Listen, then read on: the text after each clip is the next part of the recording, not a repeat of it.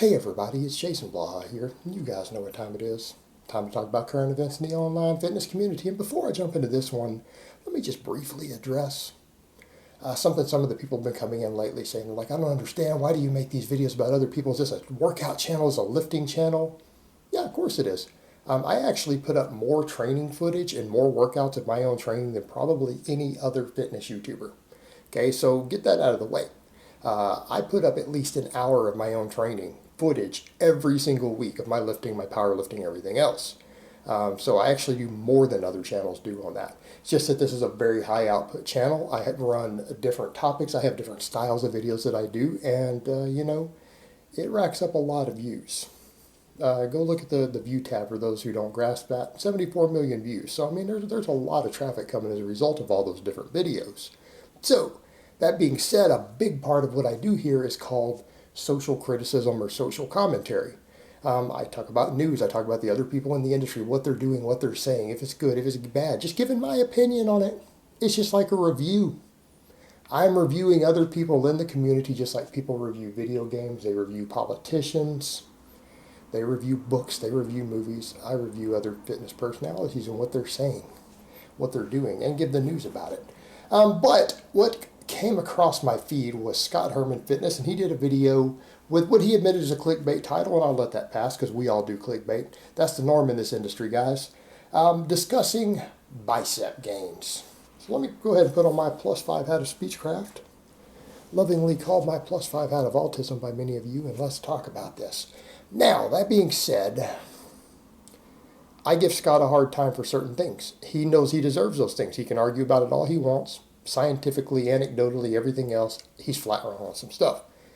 A lot of what he does is good. This video falls under that category of actually good information. Now, a lot of it's remedial, but generally speaking, anyone who's going to come to channels like Scott's channel, there aren't intermediate and advanced lifters going there. Let's be realistic here, right?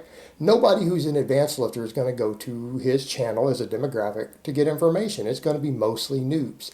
90% of people who are going to be coming to his channel have less than 1 year of actual serious training experience, right? 90 to 95%. Doesn't mean they haven't been in a gym a year, but they've never trained.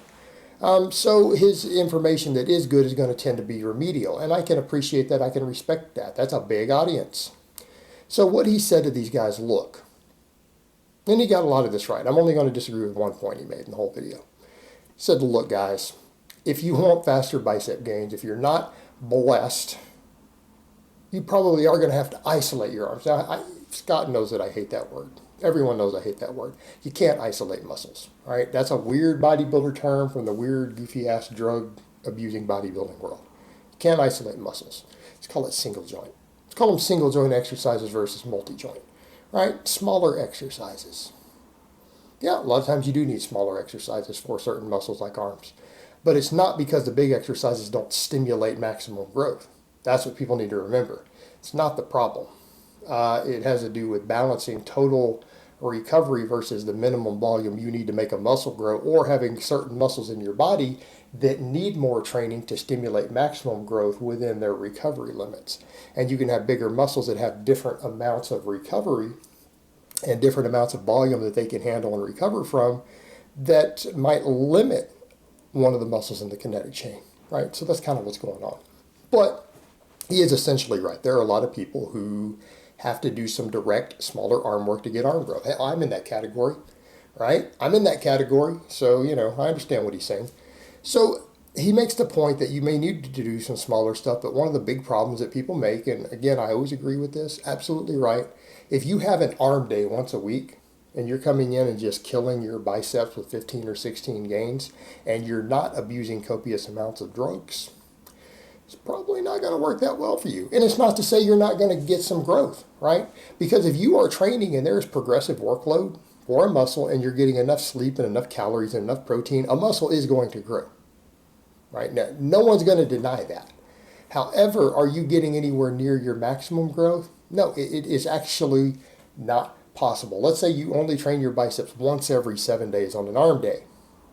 It is actually biologically impossible to see maximum weekly growth. You can't do it. And he's right about that. And that's true. And we know that based upon human physiology.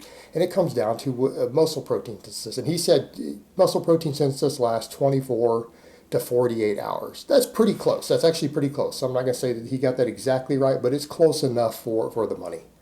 But he is right there. You basically have a window of no longer than 2 days after you train a muscle in which it stops growing again.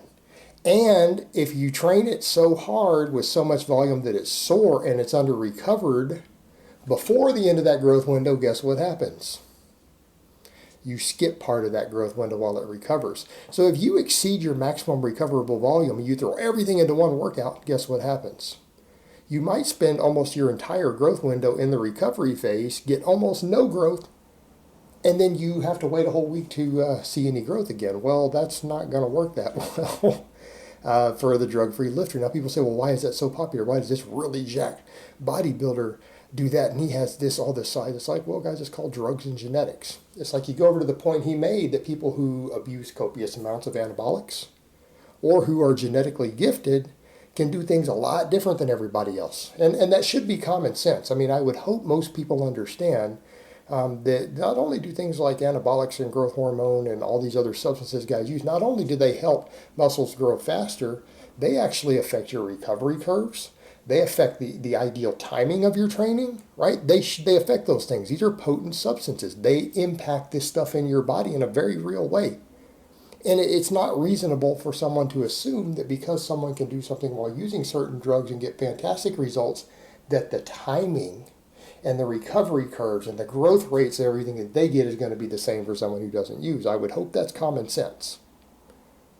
Think about it. They're going to be different. Well, what's one of the ways that we know they're different? Well, drugs can extend the muscle protein synthesis time from training. So it makes sense if people who are using a bunch of stuff, who are also genetically gifted and gain muscle really easy, guys who are just blessed with big arms, for example, it's in their genetics. There are guys who have biceps, decent biceps, who've never touched a weight. What happens when those guys start training? What happens when those guys go on anabolics and start training? Well, they get massive biceps. They get amazing biceps. That's not most of you out there. But the point is, it extends the window in which you can grow. Well, if that's the case, then these guys who are gifted and they use a bunch of stuff, they can come in and hit a muscle and destroy it once a week. Guess what happens? They can destroy it because they have substances in their body that help it recover faster. So it starts growing sooner after they destroy it. They're recovering 2 or 3 times faster than you do from the training. They can do all that volume and recover from it. Their maximum recoverable volume is higher. And then the muscle grows longer. It'll grow for more days than yours does from a workout. Well, that gives them an advantage. They can just do everything in one day and then make the growth. Now, wouldn't people say, well, couldn't they just do something different and get growth too? Of course they can. But that's now the tradition in the bodybuilding world, and bodybuilders are big on tradition. Right? Whether something works or not isn't relevant to them. As long as it's something that one guy did and got amazing results in their world, and then 3 guys who are champions did it, now everybody will do it, whether it actually really helped or not. They're all going to do it for the next 15 years. All of them will. They're big on tradition. So whatever the top guy did must be, everything he did must be right. Everything. Including the exact source of protein that he ate, right? Because he can't be wrong if he's the best. And that's the way they view things. And so that's what happened. Doesn't mean that they even get better results doing that, but it means they don't get worse results doing it either. It became a tradition. For all of you, that's not going to work. So he is right. He says maybe reduce training volume per workout and increase frequency. You probably need to be training a muscle at least twice a week. Any muscle that you want to grow maximally, you need to be training twice a week. If you're a more advanced lifter, if you're intermediate, for a novice, I'm going to spin that over and say 3 times. Now, he said at least twice. Well, 3 times is at least twice, so he's still not wrong, right? He's still right. You can't disagree with that, because at least twice, well, 3 times would qualify as at least twice. That's probably what most of the noobs need to be doing. And he's right. And he's like, you need to bring the volume in. Now, he recommended a couple of exercises. Look, all you need is probably these 2 exercises. Well, I don't like the 90-second rest he threw in there, but I'll throw in the caveat that it's probably not going to hurt. People say, why isn't that a contradiction? That doesn't make sense. How can you say longer breaks create more muscle growth, and then he goes over and gives you these shorter ones and you say it'll still be okay because they're smaller exercises? Go back to the point of multi-joint versus single joint. You don't get that much muscle growth from your single joint exercises as a noob. And that's not what I say, that's what all the research says that has actually measured it in human beings. They've never found a single study where the curls or tricep extensions that you did on top of your multi-joint movements added any muscle growth for noob lifters at all, ever. Never been a single study that I'm aware of that's found actual muscle growth. So it's not what I say, that's what the research says. And when you got multiple studies saying one thing, even if you come out with a new one that contradicts it, the problem is you have a bunch of others that say otherwise. It's still in conflict with the body of evidence. It doesn't work too well. Now, a lot of people like to do it for insurance policy, or as you get more advanced, you might find that you need more training volume for, say, your biceps. So your chin-ups and your rows just aren't cutting it. Well, okay, you need to do some curls, but we could make the argument that unless we're seeking maximum muscle tension because we're trying to increase strength, it's still just metabolic fatigue. Are you going to see very much difference with a smaller exercise? It's just adding extra volume. It's not your primary stimulus, which is what a curl is. And I'm not saying it doesn't help. I'm not saying you don't need it. I have to do curls, okay? So what I'm saying is he is possibly right there, even though I'm going to disagree with those rest times. In the context in which they're being used, they'll still work. You probably won't see any downside to the shorter rest times in that context. You do that with your chin-ups and you will. You do that with your bench press and you will. Right? That's not going to work. So he threw that in. And one of the other caveats he threw in is that also, if you're seeing some problems with, say, bicep growth, maybe do some of your back work in a way that hits your biceps a little harder, such as underhand chin-ups. Supinated grip instead of a pronated grip. This is a pull-up. This is a chin-up. Chin-up is a variation to pull-up with the underhand grip. You get your chin under the bar. Works the bicep harder. Maybe underhand grip, also called a supine grip row. Right? Maybe throw those in for a little while to get a little bit more bicep activation. I'm going to actually agree with that. I'm going to actually agree with all those points that he basically said that, look, you probably need a little less volume per workout and a little more frequency for your biceps if they're lagging. You're not genetically blessed in the biceps. And if that's not working, consider doing more underhand grip, back work. Yeah, I'm going to say he's right all the way around. As far as those points he made, as far as his reasons with muscle protein synthesis, Scott's actually right on all of that. I really can't disagree with any of those points, so I'm going to say it's pretty decent information as far as all that goes.